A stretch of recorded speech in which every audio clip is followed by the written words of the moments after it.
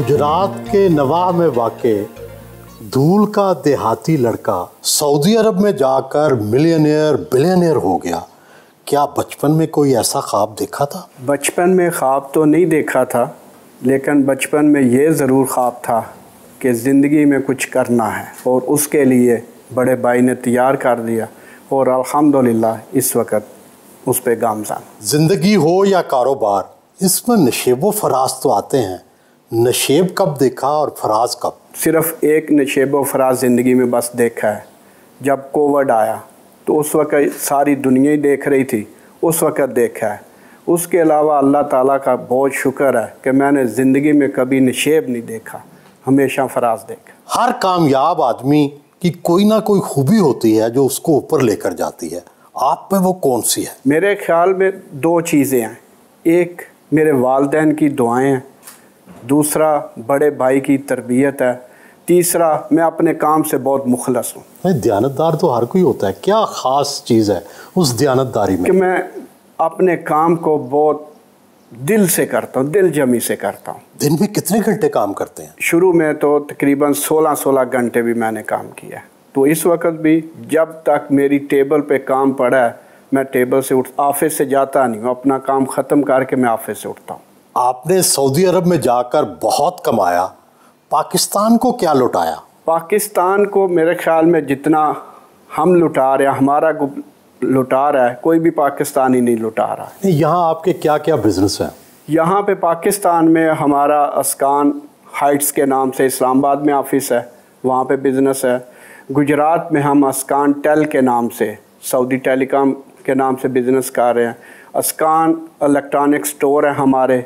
ये सारे बिज़नेस पाकिस्तान में। यहाँ कितना टर्नओवर है? ओवरऑल कितने का बिज़नेस करते होंगे? आपके पेट्रोल पंप भी हैं, वो कितने हैं? हमारे पेट्रोल पंप भी हैं। टर्नओवर हमारा बिलियन से ऊपर ही है इस वक्त यहाँ पाकिस्तान। आप भाइयों ने चारों घर एक दूसरे के सामने बना रखे हैं, इसका फ़लसफ़ा क्या है? इसके पीछे हमारे वालिद साहब की वो नसीहत थी कि चारों भाई इस तरह रहें कि एक भाई की दूसरे भाई को कमर ना हो। तो वही फ़लसफ़े से इस घर को डिज़ाइन किया गया है कि जब चारों भाई अपने दरवाज़ों पे खड़े हो तो हर भाई का चेहरा दूसरे भाई की तरफ हो। आप भाइयों ने आपस में पैसे की तकसीम का क्या फार्मूला बना रखा है कि मोहब्बत भी कायम है और खुशहाल भी हैं? ये सब का अल्लाह का सबसे बड़ा फ़ज़ल है कि हमारा एक ही अकाउंट चल रहा है। जितने हमारे घरों के एक्सपेंस है, एजुकेशन के हैं, जितने भी फैमिलियों के एक्सपेंस है, वो एक अकाउंट से हो रहे हैं।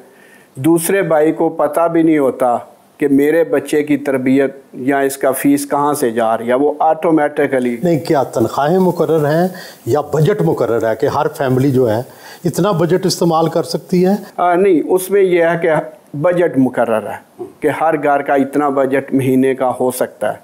आम तौर पर देखा गया है कि एक पीढ़ी तक तो कारोबार मुश्तरका बड़ा अच्छा चलता है, लेकिन जब अगली पीढ़ी की, अगली नस्ल की बारी आती है तो लड़ाई हो जाती है।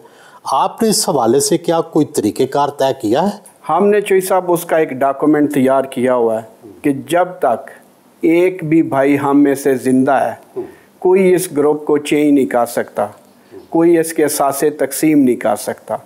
जब सारे भाई चले जाएंगे दुनिया से तो उस वक़्त हमारे बच्चे आपस में बैठेंगे, वो डिसाइड करेंगे कि आगे हमने एक साथ चलना है या इसको हमने तकसीम करना है। उसके तकसीम का तरीक़ाकार भी बता दिया गया है। वो क्या? वो तरीका यह है कि उस वक़्त जो भी टोटल असासे होंगे वो हर घर को, औलाद को बिल्कुल इक्वल बराबर तकसीम हो जाए। लड़के और लड़कियों को बराबर चलाए। अच्छा, लड़कियों को भी बराबर हिस्सा देंगे? लड़कियों को भी, उनका भी हक है।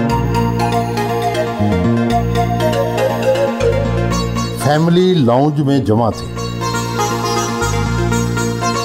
जी, शफकत साहब से जब शादी हुई तो क्या हालात थे और अब क्या हालात है? कितनी तब्दीली आई है? जब शादी हुई थी तो उस वक्त तो पता नहीं था कि हालात किस तरफ जाने हैं, लेकिन माशाल्लाह से 27 साल में ये चीज़ मतलब बड़ी है, कुछ कम नहीं हुआ अल्हम्दुलिल्लाह हर हवाले से। नहीं, जब शादी हुई तो उस वक्त तो आपके ज़हन में क्या था? किससे शादी हो रही है?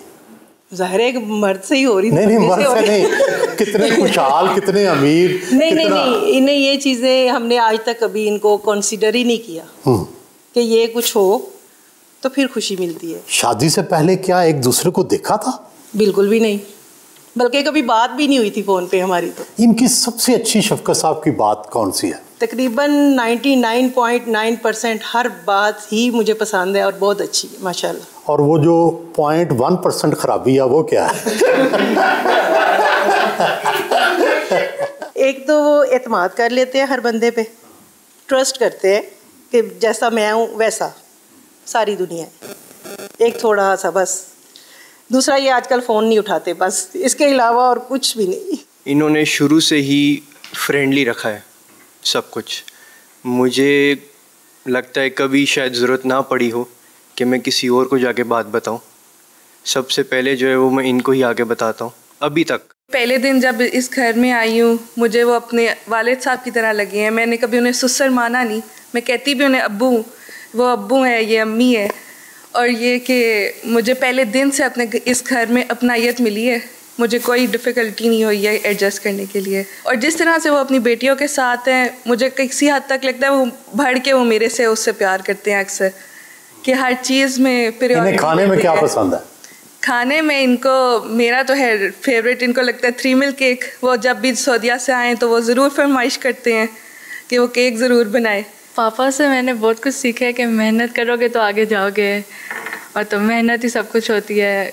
सबसे रिश्ता अच्छा बना के रखना पड़ता है, सबसे प्यार करोगे तो सारे साथ रहेंगे। मैं अभी अपना A-levels कंप्लीट कर रही हूँ, आखिरी साल है। और पापा के बारे में ये है कि इनका दिल बहुत साफ़ है, बहुत बड़ा दिल है इनका, हर किसी को माफ़ कर देते हैं। He is very kind. और यही है कि ही इज़ द बेस्ट, बहुत प्यारे हैं। हम 4 भाई हैं जी, और चारों को एक ही जगह पे इकट्ठा रखने में इनका बहुत ज़्यादा रोल है। यानी कि ज़िंदगी का जो भी स्टेप है वो हम सबसे मुश्तरक के साथ लेके चलते हैं। इनके साथ ये है कि बस ऐसे ही है कि दोस्तों की तरह का ही रिश्ता है। मतलब जो बात करनी होती है हम फ्रैंकनेस है आपस में कर लेते हैं, शिकवे शिकायत भी कर लेते हैं, और केयरिंग है और हार्ड वर्किंग है। ये 2 उनकी बड़ी क्वालिटीज़ हैं। वो बहुत अच्छे हैं। जब मैं बहुत सालों के बाद सऊदीया गई थी तो उन्होंने बहुत अच्छे तरीके से मेरे साथ पेश आए थे, और मैं उनसे बहुत देर बाद मिली थी, काफ़ी देर बाद मिली थी, तो बहुत अच्छे हैं।